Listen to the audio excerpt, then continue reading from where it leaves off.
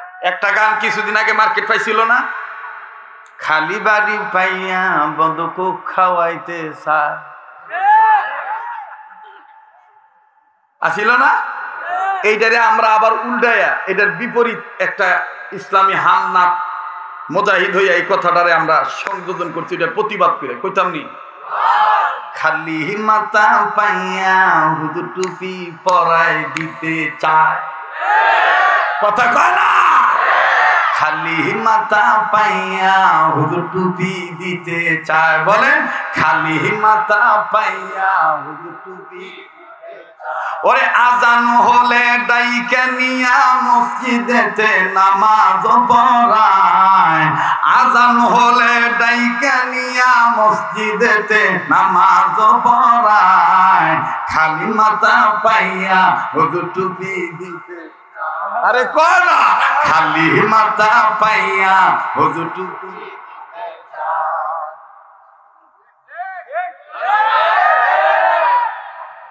রাগ করতেছে? অনেকে কয় যে টুপি দম লাগবো, এটা কোন পাইছেন?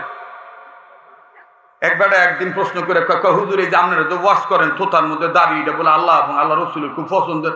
আমি তোমার কিটা মনে হয়? যদি পছন্দের হইতো তো আল্লাহ মায়ের ভেড়ের তো নেই থোতার মধ্যে দাঁড়িয়ে দিয়ে দুনিয়ার জমিনে বাইর করতো। আমার মেজাজটা গেছে গা গরম হইয়া, পরে আমি পাঞ্জাবির আতাটা গুছাইয়া হ্যাঁ গুছা দেওয়ানের বাউ করছি আর কি। হ্যাঁ কয় যে আপনি এরকম করেন কে সেটের কে? আমি তুই গুছায় তোর দাঁতটি ভালাই দিতাম, এই যে তুই যে সাফার দাঁত রাখছো এইটাও যদি আল্লাহ রসুলের পছন্দেরই হইতো তাহলে মায়ের ভেড়ের তো নেই আল্লাহ তোরা দাঁত দিয়ে দুনিয়ায় বাইর করতো। কথা কয় না? জোরে কথা কয়। যেমন কইয়া হেমন জব্দ হইয়া, এই হকের পক্ষে কথা হবে কি হবে না? আমরা ব্রাহ্মণবাড়িয়ার বড় হুজুর রহমতুল্লাহের ঘটনা আমি প্রায় জায়গায় বলি। বড় হুজুর রহমতুল্লাহ মাশাআল্লাহ আজকে একটা জিনিস আমরা দেখছি যে ব্রাহ্মণবাড়িয়ার সন্তানেরা এমন ইমানি দীপ্ত কণ্ঠে উজ্জীবিত হয়েছে, বাতিলকে হকের কাছে আসতেই দেয়নি। বলেছে তওবা না করা পর্যন্ত আমরা কখনোই ব্রাহ্মণবাড়িয়ার সন্তানেরা ইমানকে কলঙ্কিত করতে দেব না। এটাই হলো হক্কানি আলেমদের সিফাত। কথা বলেন ঠিক কিনা? জীবন দিতে রাজি থাকবে, বাতিলের কাছে মাথা নত করে, ফাঁসির দড়িকে ভয় করে হক পথ থেকে পিছে যেতে চাইবে না।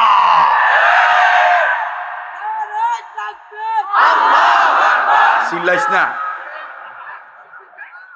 আমার ওয়াজ করতে দে। এই কি চলবো কি চলবো না? কথা কই না, না দোয়া করে দিই পিছনে বাইরে চলবো। বড় হুজুর রহমতুল্লাহের কাছে এক বেড়া এসে আইয়া ডাক দিয়ে তারা উড়ে হুজুর হুজুর হুজুর হুজুর আমার একটা হলো হয়েছে, নাম রেখে দেন।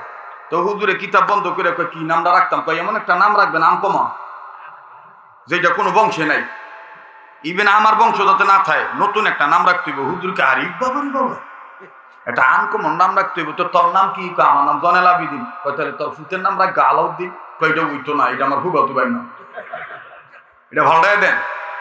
পরে কয় তাহলে রাখা জসিমউদ্দিন। কয় না এটা আমার জ্যাপ্তো ভাই নাম।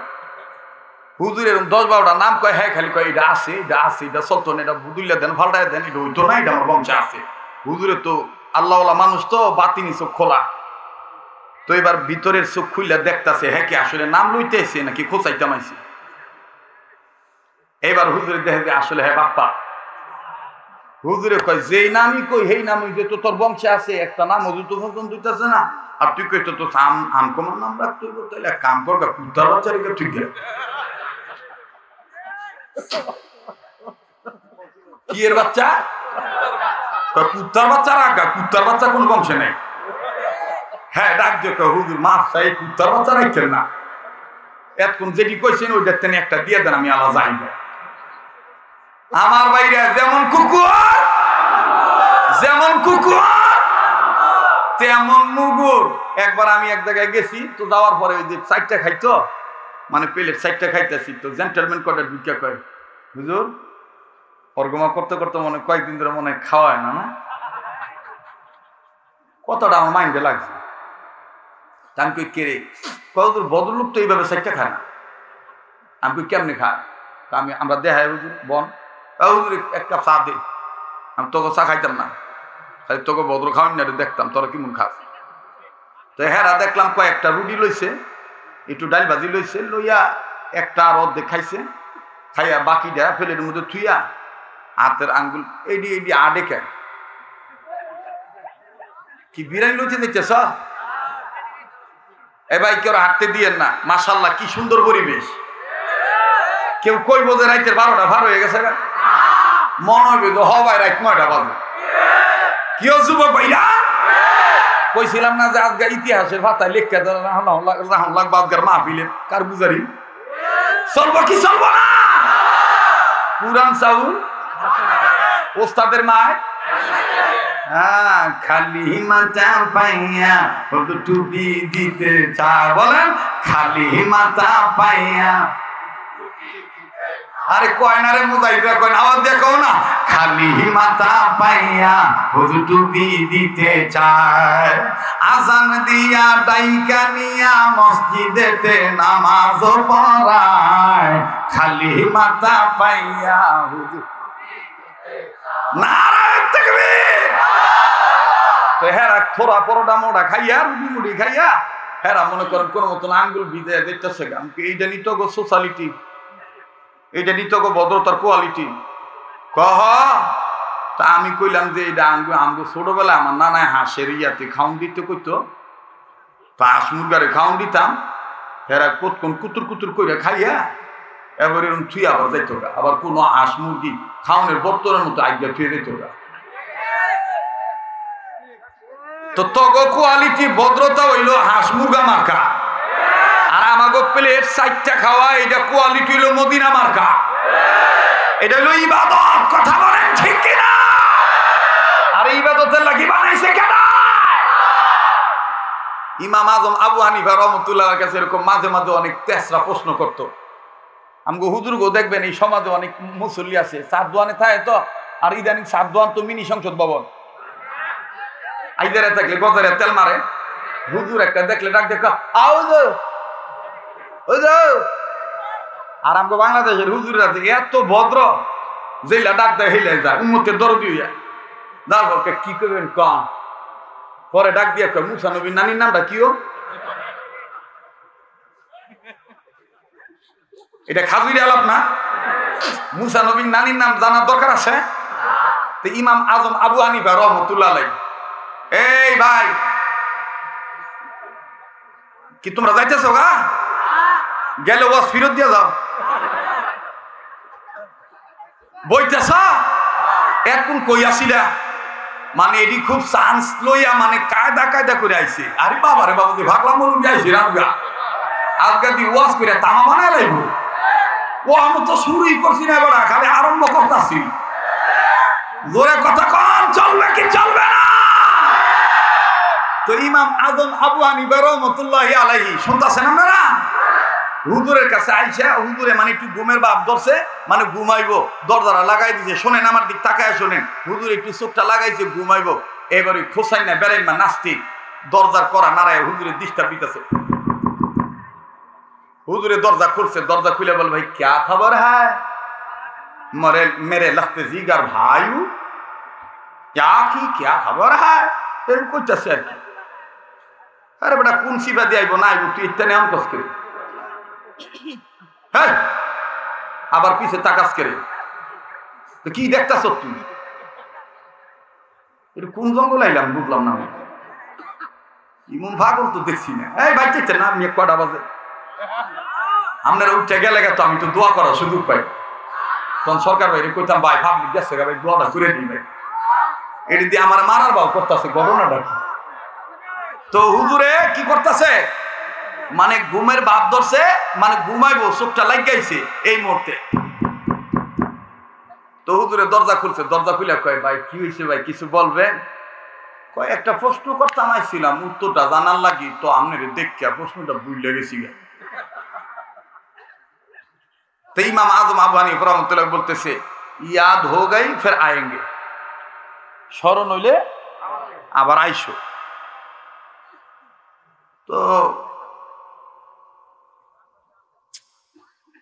তো এইবার হুজুরে আবার যখন ঘুমের মধ্যে কেবল প্রবেশ করছে, চোখ লাগিয়েছে আবারও কি এর প্রশ্ন, মানে খোঁচাইতেছে, এরকম আমগো মাঝে মাঝে করে। ওয়াজে গেলে কয় হুজুর এনে হুইটা থাকে বেশিরভাগ মুমিন সিং গেলে কয় হুজুর হুইটা থাকি 3 ঘন্টা পরে আপনার শিডিউল আর এই যে বাইরে ফাহাদার রাখছি কোনো সমস্যা হলে আজকুম বাসকুম লোক কই তো জেলের বাইরে খাড়া করে রাখছে না আমার তো আরামে ঘুমাইতে কইছে তা আমি হবা একটু চোখটা লাগিয়ে রয়েছে আর কি আসবো আর কি ঘুমটা আইবো ওই যে ভাবনাটার বাইরে খাড়া করা থাকে না এই ভাবনাটাই কতক্ষণ বাদে দরজা করা নাড়ায় আল্লাহ দরজাটা খুলে কই কি হয়েছে ভাই না কোনো সমস্যা কিনা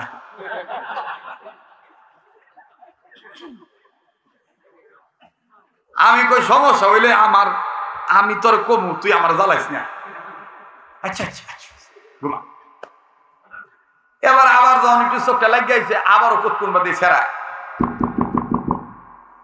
দরজাটা খুলছে কি হয়েছে রে না হুজুর কোনো সমস্যা কিনা আমি সমস্যা তুই সমস্যা তো হ্যাঁ ওই কথা কম ঠিক কিনা তো ইমাম আজম আবু হানিফা রহমতুল্লাহি আলাইহি দরজা খুলছে আরে ভাই তুই তো আয়া বড় ঝামেলা করতেছ কথা বলো কেন তুমি দেখতেছ না মাসুম বাচ্চা ডিস্টার্ব মনে করতেছে লড়াই মনোযোগ সহকারে শুনতেছে আর এটি আগামী প্রজন্মের মামুনুল হক এটি আগামী প্রজন্মের আহমদ শফি এটি আগামী প্রজন্মের হক্কানি ওলামায়ে কেরাম হবে কথা বলো ঠিক কিনা আল্লাহ কবুল করেন বলেন আমিন তো এবার আস্তে করে ডাক দিয়ে কইতেছে দরজা খুলছে কি ভাই ইয়াদ হোগা স্মরণে আইছে কয় মানছে কয় আপনি বলে খুব বড় হুজুর অনেক বেশি জানেন তো আমার এবার স্মরণ হয়েছে কয় কি কয় ফায়হানা তিতানা মিডা ইমাম আজম আবু হানিফার কাছে প্রশ্ন করছে আপনি অনেকে মনে করবেন যে এটা ভাও ভেসাল মোটো ভাও ভেসাল না যারা আলেন জ্ঞানী মানুষ তারা বুঝে নিছে তো হুজুর আমার বিতে যায় কই তুইব মোতালা করে কিতাব দিকে কই হ্যাঁ কই পায় না তিতা না মিলে এটা মনে কিতাবে আছে এটা নাই দিকে আমি কইছি তো হুজুর আল্লাহর মেহরবানি কুতুবখানায় গেছে গবেষণাগারে যাইয়া কিতাব খুলছে কিতাব খুলে যখন দেখছে পাইছে পাওয়ার পরে এবার আইছে কি মৌলবী পরের রাত খাও ভাইছ আঙ্গুরের অনেক মানুষ কয় না যে পরের রাত খাও দেখবেন হুজুররা আস্তে আটলেও দোষ জোরে আটলেও দোষ হুজুররা জিকিরে ফিকিরে আটে এ হুজুর দাওয়াত কোনটায় তো হুজুরে আর মানালি সাহেবের বাইতেও যায় দাওয়াত পাইলে আর বুঝতে হয় না তো হুজুরে চিন্তা করলো যে আমি একটু তাড়াহুড়া করে গেছি এর লেগে দৃষ্টিকটু হয়েছে এবার একটু খাই দেই করছি একটু আস্তে আস্তে যাই খিলাল করতে করতে আস্তে আস্তে ওই সোরায় আবার দেখা কয় দেখ কতলা খাউন খাইছি ফ্যান লয়ে লড়তারে না মানে হুজুররা জোরে আটলেও দোষ আস্তে আটলেও দোষ জোরে কথা কয় তো ডাক দিয়ে কয় কি ফরের ভাই খা ইমাম আজম কয় আমি ফরের ভাই খাই না আমি বংশীয় বলা নসলি আকলি আসলি ইনসান আল্লাহু আকবার তো ডাক দিয়ে কইতেছে কোন হুজুর পায়খানা তিতা না মিডা তো হুজুরে ডাক দিয়ে কয় পায়খানা তাজা থাকলে মিডা আর হুগায় গেলে তিতা নাস্তিকে কয় কথা তো ঠিকই কারণ পায়খানা তাজা থাকলে তো মাছি ভরে হুক না ভাইয়ানা তার মাছি ভরে না আরে হুজুর আমি তো আসলে বড় হুজুর অজানা এলেম আল্লাহ দান করে হক্কানি আলেমদেরকে কথা বলেন ঠিক কিনা যুগে যুগে হক্কানি আলেম ছিল আছে ভবিষ্যতেও থাকবে আলেম থাকবে দুটো আলম ঠিক থাকবে আলেম থাকবে না এক আলমও ঠিক থাকবে না মোহতারাম হাজিরিন মোহতারাম হাজিরিন তো এবার যেটা আমি বলতেছিলাম মায়ের দোয়ার বরকত সন্তানের ক্ষেত্রে নবীর চাইতে কম না বেশি কেমন বেশি বাজান রে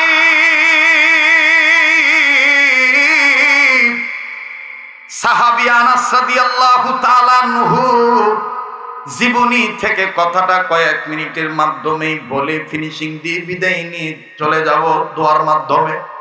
কেউ এদিক সেদিক তাকাবেন না, আর একটু বাজান ভিন্ন দিকে খেয়াল দিবেন না, মনোযোগী হয়ে কথাগুলি শোনা চাই।